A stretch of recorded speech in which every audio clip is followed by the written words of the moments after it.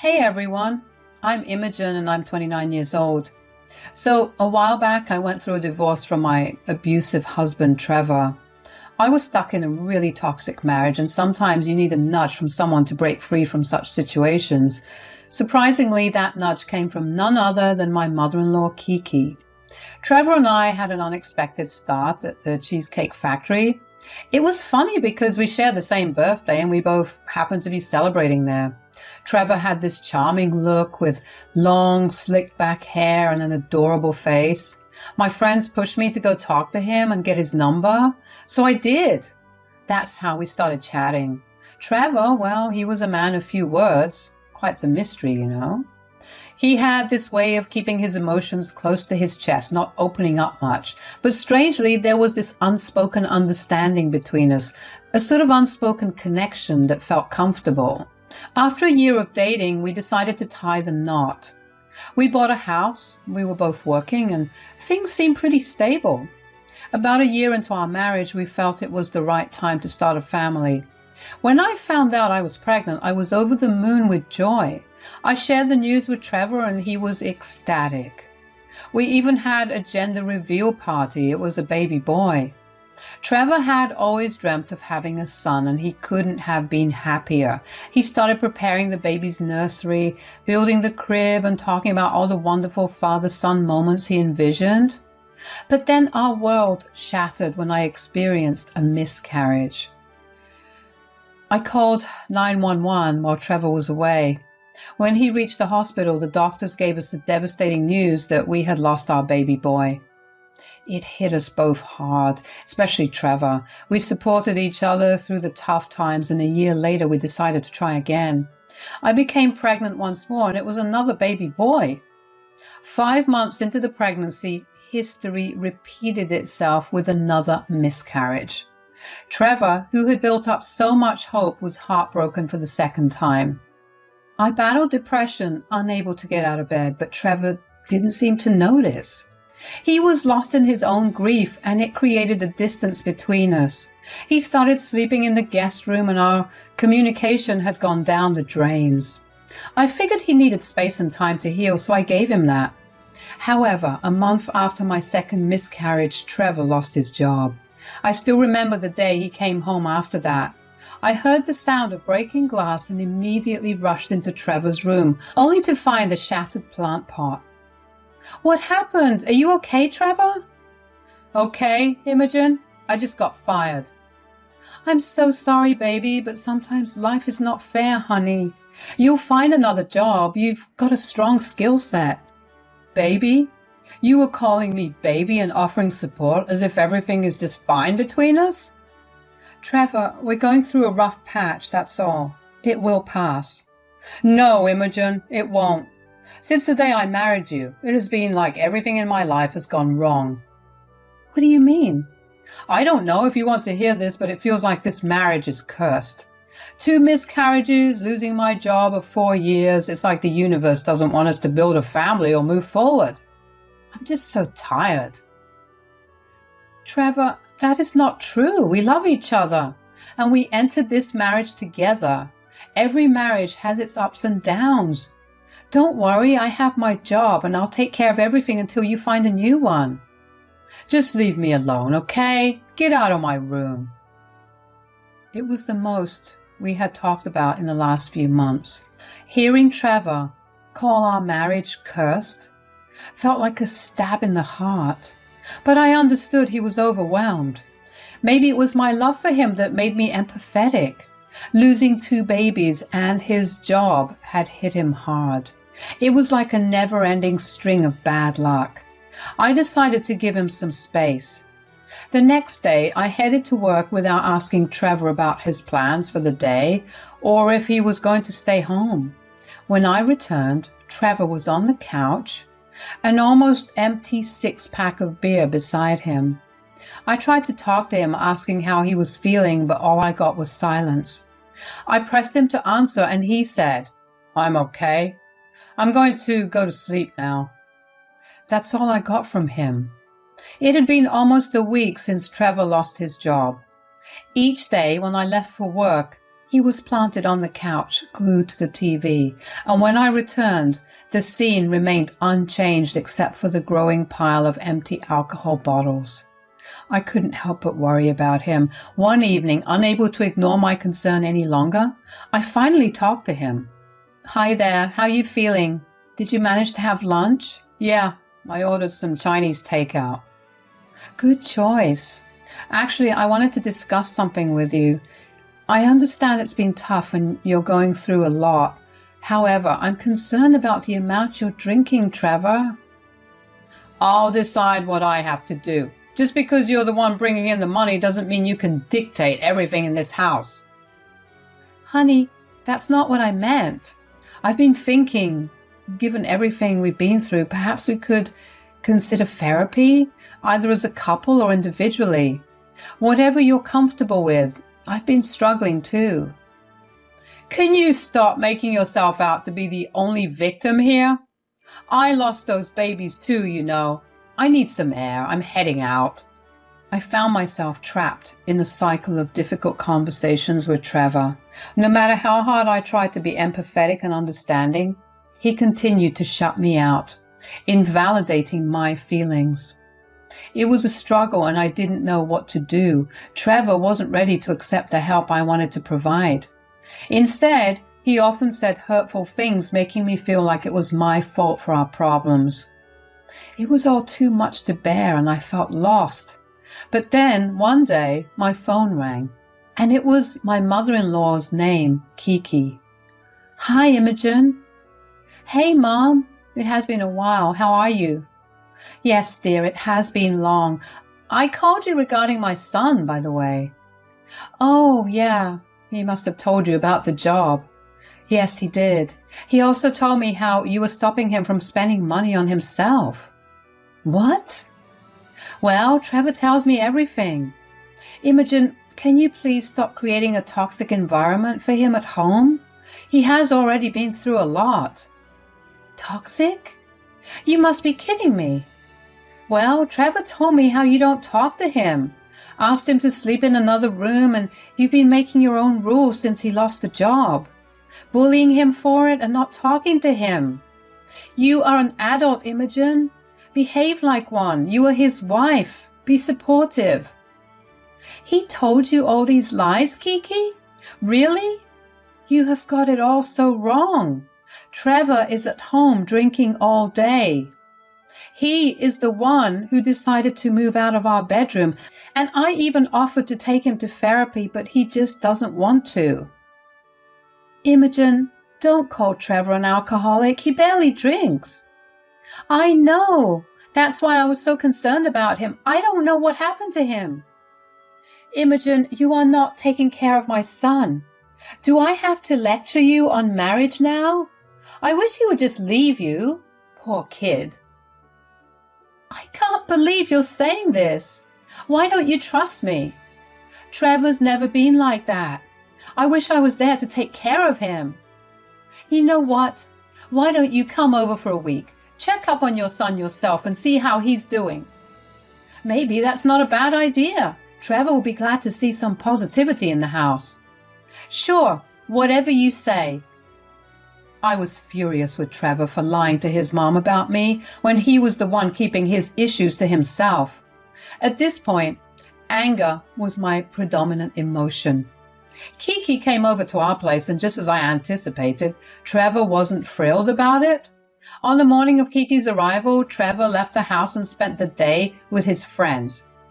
While he was away, Kiki took over the kitchen and started preparing his favorite meal for him.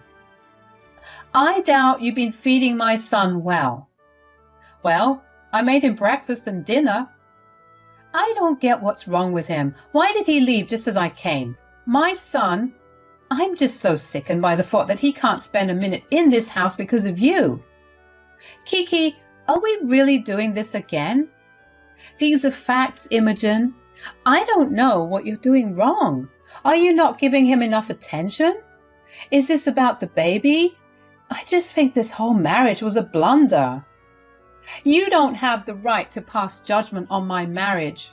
You're here for a week as Trevor's mother. But this is our life. Oh, honey, don't worry. I guess I'll have you out of the house by the end of this week.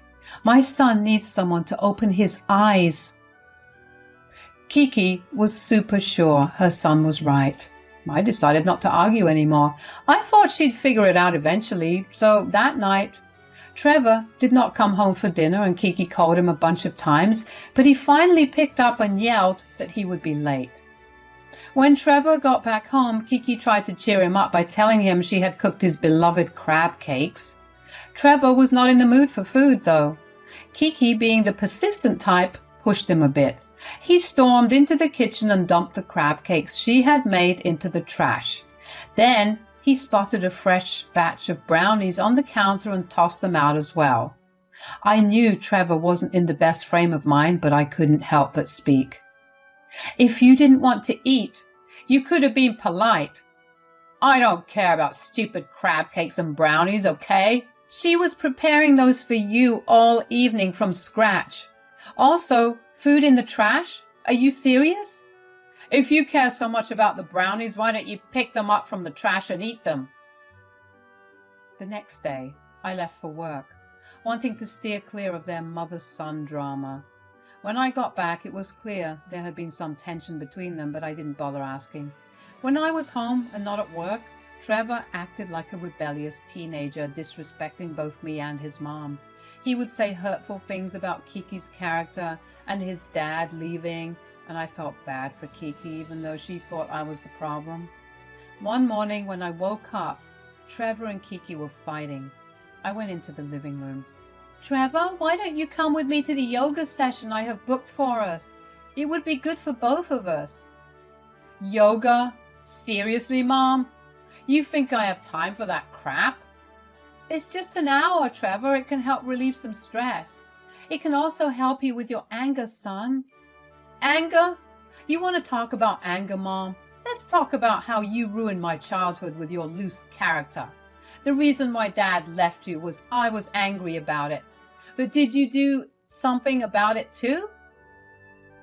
Trevor, please don't bring up your father. This is about us. When are you leaving again? Trevor, who are you? Why are you being so rude to me?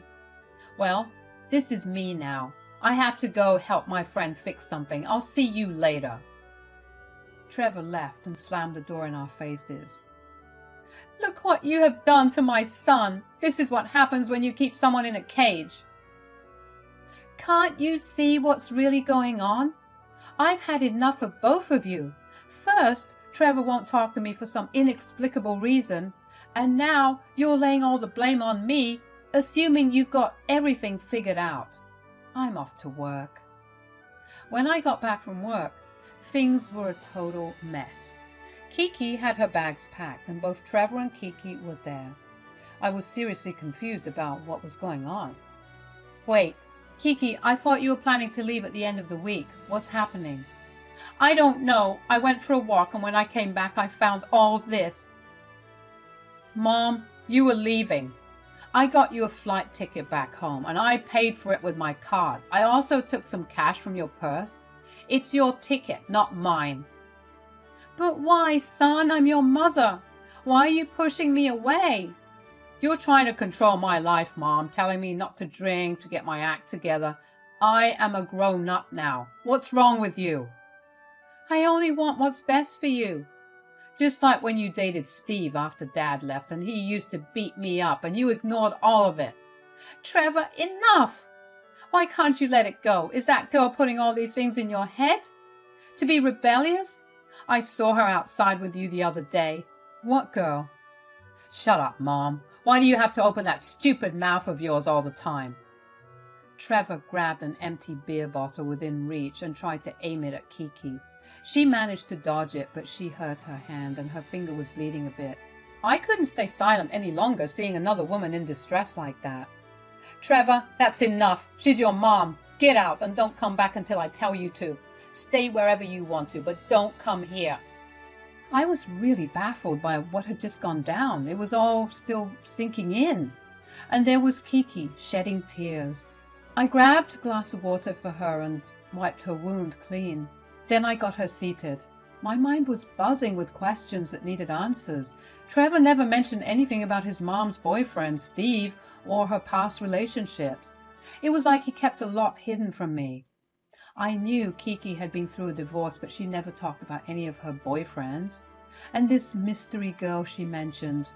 I had this gut feeling that the answers I was about to get wouldn't be easy to swallow. Please forgive me, Imogen. I'm sorry I treated you this way, especially knowing what's been going on. Well, Kiki, I need the truth now. What's happening? To begin with, Trevor has been cheating on you. What? With who? How long has this been going on? I don't know all the details, but the other day, when he wasn't home and you were at work, that girl dropped by. I had a conversation with her. She didn't even seem to know Trevor was a married man. Wow. Now it makes sense where he was all those nights. I trusted him and he did this to me. Trevor's dad cheated on me too. I blame myself for the way Trevor is now. I had some abusive boyfriends and I neglected Trevor when he needed me. What's done is done. You did neglect Trevor. But that's no excuse for what he's doing now. You've seen the way he behaves lately, and what he did today was way out of line. I'm not making excuses for Trevor. I can't even recognize him anymore.